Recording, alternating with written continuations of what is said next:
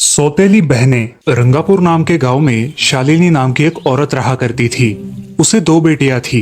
एक का नाम था शिवानी और दूसरी का सुहानी। शिवानी जब छोटी थी तब उसकी माँ गुजर गई थी, जिसके कारण उसके पिता रघु ने दूसरी शादी कर ली।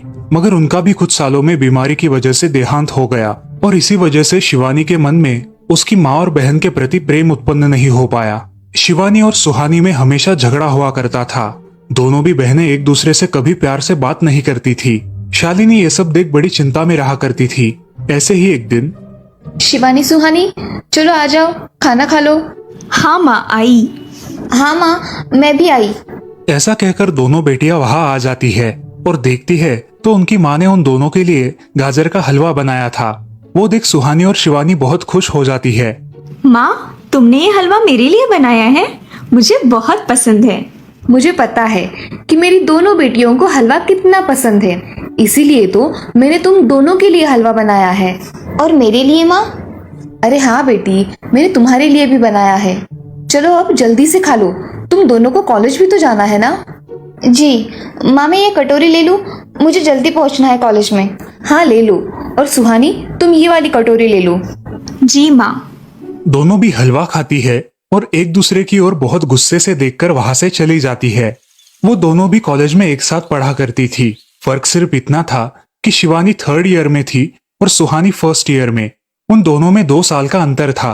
फिर भी दोनों में हमेशा नोकझोंक हुआ करती थी, जैसे कि वो दोनों एक दूसरे की दुश्मन हो।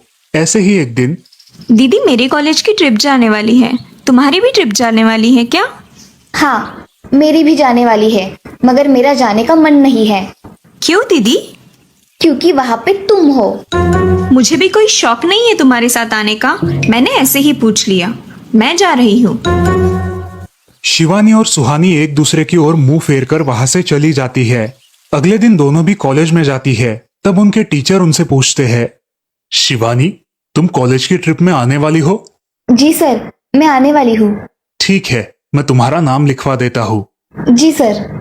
ऐसा बोलकर टीचर ट्रिप के लिए जाने वाले विद्यार्थियों की लिस्ट बना लेते हैं। घर आकर शिवानी और सुहानी ये बातें अपनी माँ को बताती है। सुहानी, शिवानी तुम दोनों ट्रिप के लिए जा रही हो, मगर वहां जाके झगड़ा मत करना, नहीं तो ट्रिप पे जाने की कोई जरूरत नहीं है। नहीं माँ, हम झगड़ा नहीं करेंगे। हाँ माँ, हम झगड़ा नहीं करेंगे। तो फिर ठीक है, तुम दोनों जाओ। ये लो ट्रिप के लिए पैसे, और बाकी के ये तुम्हारे पास ही रखना। माँ हम कल जाएंगे और 2 दिन के बाद वापस आएंगे। ठीक है, चलो अब सो जाते हैं, कल तुम दोनों को निकलना है। अब वो सब खाना खाकर सो जाती है। अगले ही दिन सुबह उठकर वो दोनों भी अपने अपने बस में बैठकर ट्रिप के लिए निकल जाती है और इधर शालिनी अपने काम में व्यस्त हो जाती है। ऐसे ही कुछ देर बाद शालिनी को शिवानी का फोन आता है। माँ, हम दोनों यहाँ ट्रिप की जगह पहुँच गए हैं। अच्छा बेटी, तुम दोनों ठीक हो ना? हाँ माँ, मैं रखती हूँ, हमें यहाँ अलग अलग स्पॉट देखने जाना है। ठीक है, और जब वक्त मिले तो फोन कर देना। हाँ माँ, अपना और सुहानी का ख्याल रखना। हाँ माँ। फोन रखने के बाद शिवानी और उसके क्लास के सारे दोस्त वहां की एक जगह देखने जाते हैं। सुहानी भी उसके क्लास के साथ एक दूसरी जगह देखने निकल जाती है। सारे बच्चे एक साथ घूमकर वापस आते हैं। शिवानी सुहानी को ढूंढती है, मगर सुहानी उसे कहीं दिखाई नहीं देती। इसीलिए शिवानी को बड़ी चिंता होने लगती है। अरे ये सुहानी कहाँ रह गई? इसका तो कुछ भी पता नहीं, कहाँ ढूंढूं इसे? तभी शिवानी को सुहानी दिखाई देती है और उसके जान में जान आ जाती है। सुहानी कहाँ गई थी तुम? मुझे कितनी चिंता लग गई थी तुम्हारी। अरे मैं यहाँ ही थी मेरी सहेलियों के साथ, मुझे कुछ नहीं हुआ। ऐसा बोलकर सुहानी वहां से चली जाती है। दूसरे दिन सब लड़के लड़कियां जल्दी उठकर अपनी तैयारी कर लेते हैं और पहाड़ पर जाने के लिए निकलते हैं। वो सब आज थोड़ा घूमकर शाम तक निकलने वाले थे। सब विद्यार्थी एक हिल स्टेशन देखने चले जाते हैं। शाम होने तक उस पहाड़ी का मजा उठाते हैं, लेकिन सुहानी बिना किसी को बताए उस पहाड़ी के एक अनजान हिस्से में चली जाती है। वहां का मनमोहक दृश्य देखते देखते गलती से उसका पैर फिसल जाता है और वो वहां से नीचे गिर जाती है। शाम हो जाने के कारण सभी विद्यार्थी वहां से निकलने लगते हैं और यहाँ सुहानी एक पेड़ के सहारे उस पहाड़ी की चोटी पर लटकी रहती है। शिवानी सभी विद्यार्थियों में अपनी बहन को ढूंढती है, लेकिन वो उसे कहीं नहीं मिलती। सुहानी को ढूंढते ढूंढते शिवानी वापस उसी पहाड़ी के पास आती है और उसे आवाज लगाती है। सुहानी, सुहानी कहाँ हो तुम? दीदी मैं यहाँ हूँ, बचाओ मुझे, मैं यहाँ हूँ। सुहानी की आवाज की ओर जाते ही उसे पता चलता है कि सुहानी पहाड़ी पर लटकी है। ये सब देखकर शिवानी बहुत घबरा जाती है। शिवानी अपनी पूरी ताकत लगाकर उसे ऊपर खींच लेती है। तुम यहाँ क्यों आई थी? अगर तुम्हें कुछ हो जाता तो मैं क्या करती? माँ को क्या जवाब देती? दीदी मेरा पैर फिसल कर मैं वहाँ गिर गई। मैंने बहुत आवाज दी मगर मेरी आवाज किसी ने नहीं सुनी। तुम ढूंढती हुई आई और मुझे बचा लिया। तुम दुनिया की बेस्ट दीदी हो। हाँ सुहानी, चलो अब घर जाने के लिए देर हो जाएगी, बस निकल जाएगी। सुहानी को ऊपर खींचते वक्त शिवानी के हाथ पर बहुत सारे जख्म हो गए थे, इसलिए सुहानी अपनी ओढ़नी फाड़कर उसके हाथ पे बांध देती है और अब वो दोनों बस के पास चले जाते हैं। क्या हुआ है शिवानी, हाथ से खून बह रहा है तुम्हारे? कुछ नहीं सर, मैं वहाँ पे गिर गई थी, अब मैं ठीक हूँ। टीचर और सारे छात्र गाड़ी में बैठकर घर जाने के लिए निकलते हैं। घर आने के बाद शिवानी सारी हकीकत अपनी माँ को बताती है और वो सब सुनकर माँ दोनों को गले लगाकर रोने लगती है। तुम दोनों एक दूसरे के साथ होते हो इसीलिए मुझे कोई टेंशन नहीं रहता, मगर मेरी बच्चियों खुद का भी ख्याल रखा करो। उस दिन के बाद दोनों सौतेली बहनों ने अपने बीच की सब नोकझोंक बंद कर दी और हंसी खुशी सगी बहनों की तरह रहने लगी। दोस्तों, इस कहानी से हमें ये सीख मिलती है कि हम सबको एक दूसरे के प्रति द्वेष की भावनाएं छोड़कर प्यार से रहना चाहिए। चंदनपुर नाम के गांव में चंपा नाम की एक औरत रहती थी। पति, 2 बच्चे और एक बेटी, ऐसा उनका पूरा परिवार था। उसका पति श्रीधर पोस्ट ऑफिस में जॉब करता था। उसके कमाई से ही घर चलता था। चंपा ने अपने घर के सामने एक छोटी सी दुकान खोल के रखी थी। उससे उसे जो भी मुनाफा होता वो अपनी बेटी की शादी के लिए जमा करके रखती। ऐसे ही बहुत दिन बीत जाते हैं। अब बच्चे भी बड़े हो जाते हैं। बड़ा बेटा अशोक डॉक्टर और छोटा बेटा रवि वकील बन जाता है और दोनों अपनी ट्रेनिंग पूरी करने लगते हैं। एक दिन उनकी बहन ज्योति के लिए एक अच्छा रिश्ता आता है और ज्योति की शादी पड़ोस के गांव के सरपंच जी के बेटे से हो जाती है। ज्योति बहुत ही कामचोर और गुस्सा करने वाली होती है। इसी कारण उसके ससुराल से उसे निकाल दिया जाता है। वो अपने पति को लेकर अपने मायके रहने आती है। अब चंपा का जमाई दुकान चलाता है और चंपा और ज्योति आराम से वहां रहती है। अरे ज्योति, जरा अपने कामचोर पति को कुछ काम करना क्यों नहीं सिखाती हो? कुछ काम का नहीं है वो। अरे हाँ माँ, उनके पिताजी ने तो उन्हें ही घर से निकाल दिया और हमारे माथे मर दिया।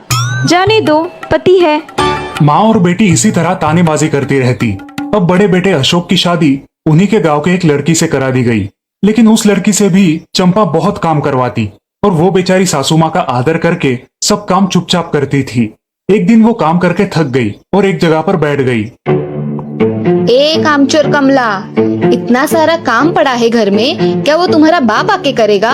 चलो उठ, काम कर। हाँ हाँ माँ जी, करती हूँ। ऐसा कह के कमला अपने काम पर लग जाती है और सारा काम खत्म कर देती है। चंपा अपने बेटे अशोक से घर आने के बाद चुगलियां किया करती थी। अशोक घर आकर कमला को बहुत भला बुरा कहता और कभी कभी तो उस पर हाथ भी उठाया करता था। ये सब रवि देखा करता था और रवि को बहुत बुरा लगता था। अशोक मारने आता तो रवि बीच में पड़ जाता और माँ बाप को डांटता था और वही झगड़ा खत्म हो जाता था। ऐसा बहुत दिन चलता रहा। रवि को रंजना नाम की एक लड़की बहुत पसंद थी, जो कि एक न्यूज रिपोर्टर थी। क्या तुम मुझसे शादी करोगी? मुझे तुम बहुत पसंद हो। हाँ, मगर रवि, तुम्हारे घर में तुम्हारी माँ का बर्ताव मुझे बिल्कुल पसंद नहीं है, इसीलिए पहले तुम इसका कोई हल निकालो। अरे रंजना, मैं हूँ ना तुम्हारे साथ, तुम्हें टेंशन की क्या बात है? मगर रवि, तुम भी अगर मुझे मारने पीटने लगे तो मैं तुम्हें कोर्ट में खींचूंगी। अरे हाँ बिल्कुल, वो तो तुम्हारा अधिकार है। अगले दिन रवि अपने घर में रंजना के बारे में बताता है। रवि की माँ चंपा उसे साफ मना कर देती है। रवि, तुम्हें कुछ समझ आता है या नहीं? अपनी बिरादरी की लड़की से शादी करो बेटा। इस घर में ये आखिरी शादी है और मेरे भी कुछ अरमान है बेटा। अजय, आप कुछ कहते क्यों नहीं? हाँ बेटा, तुम्हारी माँ सही कह रही है, तुम इसकी बात मान जाओ बेटा। नहीं पापा, मैं शादी करूंगा तो सिर्फ रंजना से, वरना मैं शादी नहीं करूंगा। सब चुप हो जाते हैं। अगले दिन रवि मंदिर से शादी करके घर आता है। सब अचरज से रवि की ओर देखते हैं और चुपचाप अपने कमरे में चले जाते हैं। कमला उन दोनों का स्वागत करती है और वो दोनों अपने कमरे में जाते हैं। कैसे लगा मेरा घर? अच्छा है, मगर सब मिलजुल के रहे तो और भी अच्छा होगा। रंजना, तुम्हें मेरी माँ को सबक सिखाना होगा, तभी घर के सारे सदस्य ठीक हो जाएंगे। ठीक है रवि, जैसा तुम चाहो। अगले दिन रंजना अपने घर के मंदिर में पूजा करने जाती है। तभी रुको, मेरे भगवान के मंदिर में तुम मत आओ, जाओ यहाँ से। ये कहकर सास रंजना को वहां से भगा देती है और घर के किसी भी काम को करने से मना कर देती है। तब क्या माँ जी, आज से मैं इस घर की बहू हूँ। इस घर पे मेरा भी उतना ही अधिकार है जितना कि आपका। क्या बोल क्या रही हो? निकल जाओ मेरे घर से। खबरदार अगर हाथ भी लगाया तो। पता है ना, मैं न्यूज रिपोर्टर हूँ। रातों रात खबर छाप दूंगी और कोर्ट के चक्कर लगेंगे वो अलग, समझिए आप। सास चुपचाप देखने लगी और उसकी बेटी और ससुर भी देखते ही रह गए। रंजना ने कमला से कहा, दीदी, मुझे आपसे काम है, आप मेरे कमरे में आइए। और हाँ, आज से खाना ज्योति दीदी आप बनाएंगी। अरे माँ, तुम कुछ बोल क्यों नहीं रही हो? ये मुझे काम करने को बोल रही है। अजी सुनते हो, चलो मेरी मदद करो। हाँ आता हूँ। ज्योति किचन का काम करने चली गई और सास बाहर का काम करने लगी। रंजना कमला को लेकर अपने कमरे में गई और उससे कहा, कमला दीदी, आप कुछ कहते क्यों नहीं? आप चुपचाप सह लेती हो, उसका ये नतीजा है। अब देखो दीदी कैसे काम कर रही है। आप कुछ काम करती थी क्या शादी के पहले? नहीं रंजना, मगर अब घर से ही अपना खुद का कुछ व्यवसाय शुरू करने का सोच रही हूँ। बहुत अच्छे दीदी, अब आप किसी से मत डरिए, हम हैं आपके साथ। सच में किसी के साथ होने का कितना महत्व होता है। अब उसकी सासू माँ ही घर के सारे काम करने लगी थी और ज्योति को काम करवाने की वजह से ज्योति भी अपने ससुराल जाने की सोच रही थी। अजी, यहाँ तो काम वाली से भी ज्यादा बुरी हालत हमारी हो गई है। चलो हम हमारे घर चलते हैं, सब है हमारे यहाँ। अरे रे, आप कहाँ चली? अभी भी काम बाकी है। ज्योति का पति रंजना से धन्यवाद कहता है और ज्योति को लेकर अपने घर चला जाता है।